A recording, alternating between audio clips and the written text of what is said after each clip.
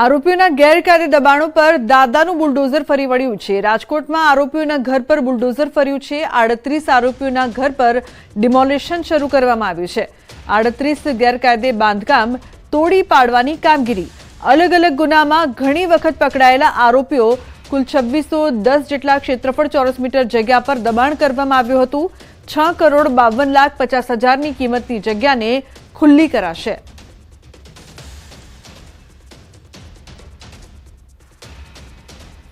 જેવા અસામાજિક તત્વોના ગેરકાયદેસર બાંધકામ દૂર કરવાની કાર્યવાહી ચાલુ છે। આ જે આરોપીઓ છે એમના 55 કરતાં વધારે ગેરકાયદેસર બાંધકામ જે છે સરકારી જગ્યા ઉપર કરેલા છે એમને આજે દૂર કરવામાં આવી રહ્યા છે। અને આ આરોપીઓ વિરુદ્ધ હત્યાનો પ્રયાસ, લૂંટ, ધાડ, મારામારી અને પ્રોહિબિશનના મલ્ટિપલ ઓફેન્સીસ રજિસ્ટર્ડ છે। અમુક આરોપીઓ વિરુદ્ધ 10 કરતાં વધારે ગુના પણ દાખલ થયેલા છે અને પાસાની કાર્યવાહી પણ એમના વિરુદ્ધ થયેલી છે। ભવિષ્યમાં પણ જે વારંવાર ગુના કરવાની ટેવવાળા આરોપીઓ છે જેમના વિરુદ્ધ મલ્ટિપલ ઓફેન્સીસ રજિસ્ટર થશે એમના વિરુદ્ધ પણ આ જ રીતે કાર્યવાહી કરવામાં આવશે। રાજકોટ શહેરમાં ગુનેગારોના ઘર પર દાદાનું બુલડોઝર ફરી વળ્યું છે। ખાસ કરીને રાજકોટ શહેરના રૈયા વિસ્તારના દ્રશ્યો છે। અત્યારે અહીંયા જે છે તે ડિમોલેશનની કામગીરી હાથ ધરવામાં આવી રહી છે।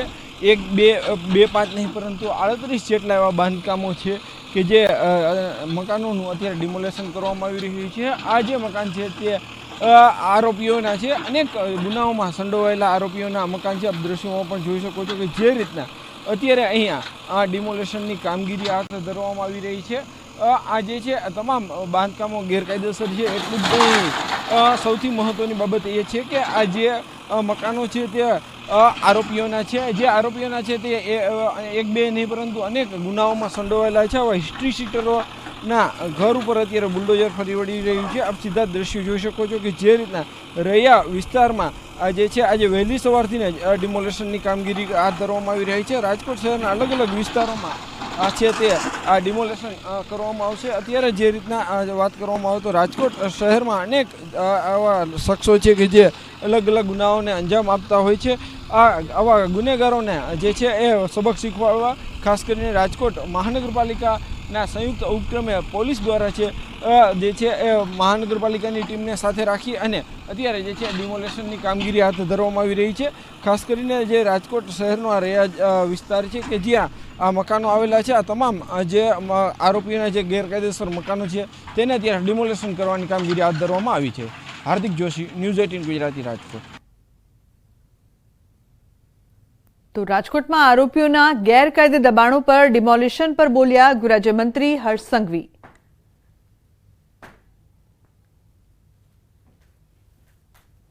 રાજ્યના સામાન્ય નાગરિકોના હિતમાં સુરક્ષિત રખાયેલી જગ્યાઓ પર કબજો કરે અને એ કબજાઓ પર કોઈકે વેપાર અર્થે દુકાનો બનાવી હોય, કોઈએ ગુનાઓથી મળેલી રકમના માધ્યમથી પાક્કા મોટા મકાનો બનાવ્યા હોય, આવા ગુનેગારોને શોધીને સરકારી જગ્યાઓ પર બનાવેલા મકાનોને ધ્વસ્ત કરવાની કામગીરી ગુજરાત પોલીસ દ્વારા ચાલી રહી છે। અને આપ સૌ જાણો છો કે ક્યારેય ગુનેગારો પર આટલા કડક પગલાં ભરાયા હોય અને એ રાજ્યનું નામ અગર કોઈ ચર્ચામાં આવે તો એ ગુજરાત રાજ્ય છે। છેલ્લા 3 મહિનાની અંદર આવા અનેક ગુનેગારોની શાન ઠેકાને પાડનાર પોલીસનું નામ ગુજરાત પોલીસ છે। અને આજે રાજકોટ પોલીસ દ્વારા આવા 38 ગુનેગારોના 38 મકાનો ધ્વસ્ત કરીને 2800 મીટર ત્યાંની પોશ એરિયાની જગ્યા એ રાજ્યના નાગરિકોના હિતમાં, રાજ્યના નાગરિકોની સેવામાં ખુલ્લી મૂકવામાં આવશે। અમદાવાદના જમાલપુરમાં 700 વર્ષ જૂના મંદિરની જમીન પચાવી પાડવાનો પ્રયાસ કરવામાં આવ્યો હતો। જે મામલે ગાયકવાડ હવેલી પોલીસે 2 આરોપીઓની ધરપકડ કરી છે। આરોપી મોહમ્મદ બિલાલ શેખ અને જીશાન કાદરીની ધરપકડ કરવામાં આવી। સાથે જ અન્ય 5 થી 6 આરોપીઓ સામે ગુનો દાખલ કર્યો છે। પૌરાણિક ત્રિકમજી મંદિરની 897 વાર જમીન કુખ્યાત હનીફ દાડી અને તેના પિતા પુત્રએ મળીને પચાવી પાડી। સાથે જ કલેક્ટરમાંથી મંજૂરી મેળવીને દસ્તાવેજ પણ કરી લીધા। મંદિરની જમીનનો કેસ વર્ષોથી કોર્ટમાં પેન્ડિંગ હોવા છતાં દસ્તાવેજ કરાવ્યો હતો। વર્ષ 2023માં આરોપી નિઝામુદ્દીન કલેક્ટરમાં ખોટું સોગંદનામું કરી જમીન 2.36 કરોડમાં વેચી દીધી હતી. તપાસમાં સામે આવ્યું કે જમાલપુર ત્રિકમજી મંદિર 1990 સુધી મંદિર હતું.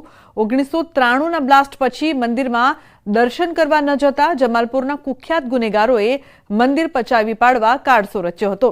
20 વર્ષથી બિલાલ શેખે મંદિરની જમીન પર ગેરકાયદે દુકાનો બનાવી તેને ભાડે આપી હતી. જમીન વેચાણની મંજૂરી બાબતે ખોટા અને ફોલ્સ રજૂઆતો કરી અને એક મંજૂરી મેળવી લે છે અને મંજૂરી આધારે 2023માં એક દસ્તાવેજ થાય છે અને જે દસ્તાવેજની અંદર એવો તમામ રીતે ચેરિટી કમિશનર છે એમની જમીનને પચાવી પાડવાનું કૃત્ય કરતા હોય પોતાના આર્થિક ફાયદા સારું ત્રિકમજી મંદિરની જે જમીન છે એ જમીન એમને પચાવી પાડેલ હતી. તો જમાલપુર ત્રિકમજી મંદિર વિવાદ મુદ્દે બજરંગ દળ પણ મેદાને આવ્યું છે. બજરંગ દળના પ્રમુખ જ્વલિત મહેતાએ માંગ કરી છે કે મંદિર ફરીથી ત્યાં બનવું જોઈએ. ભગવાન વિષ્ણુ સહિત 6 દેવી દેવતાઓની મૂર્તિ સાથે મંદિર હતું. મંદિર કોના ઇશારે તોડાયું છે, કોની મદદ લેવાઈ છે તે તમામ સામે કાર્યવાહી થવી જોઈએ.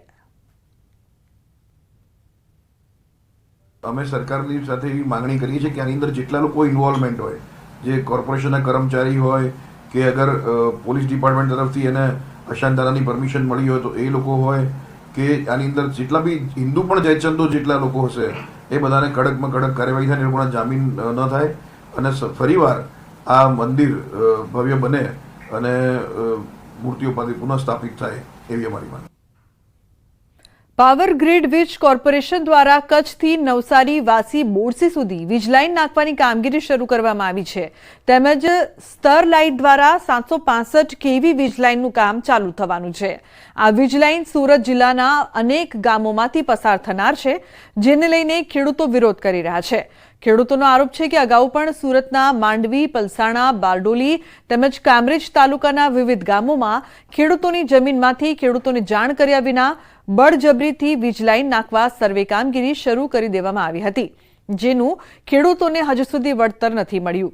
ત્યારે બીજી કામગીરી ચાલુ થાય તે પહેલા કામરેજ તાલુકાના સેવણી ગામે ખેડૂતોની બેઠક યોજાઈ હતી, જેમાં આંદોલન માટે રણનીતિ નક્કી કરાઈ છે.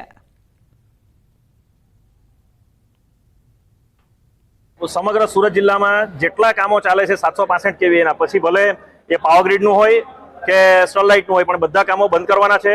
અને ટૂંક સમયમાં સુરત જિલ્લાના સર્વસરસ ખેડૂતોની એક મોટી કાર રેલી અમે આયોજન કરી રહ્યા છે. કામ લગભગ 50% પૂરું થવા છતાં હજુ કોઈ બી ખેડૂતોને એના ખાતામાં પૈસા જમા નથી થયા.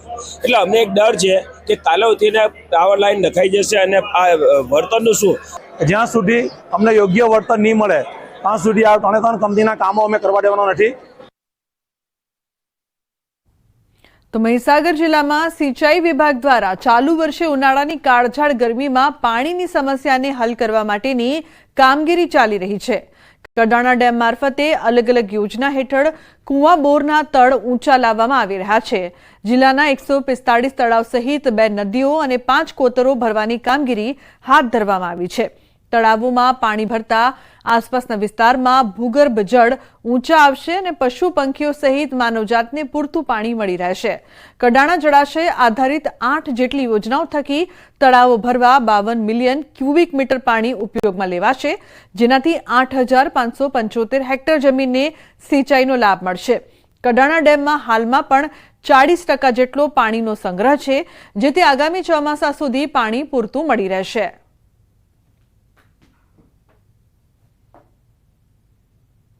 કુલ 145 જેવા તળાવો ભરવામાં આવે છે, જેમાં મુખ્યત્વે ચોમાસા પછી આપણે ભરવાનું ચાલુ કરતા હોય છે, રવિ સિઝનમાં ભરતા હોય છે અને ઉનાળાના શરૂઆતના 4થા મહિના અને 5મા મહિનાના સ્ટાર્ટિંગ સુધી આપણે ભરતા હોઈએ છીએ. આ વર્ષના બધા તળાવોમાં આપણે સફિશિયન્ટ પાણી નાખી દીધું છે, જેથી રવિ સિઝન ઉનાળાના પાકને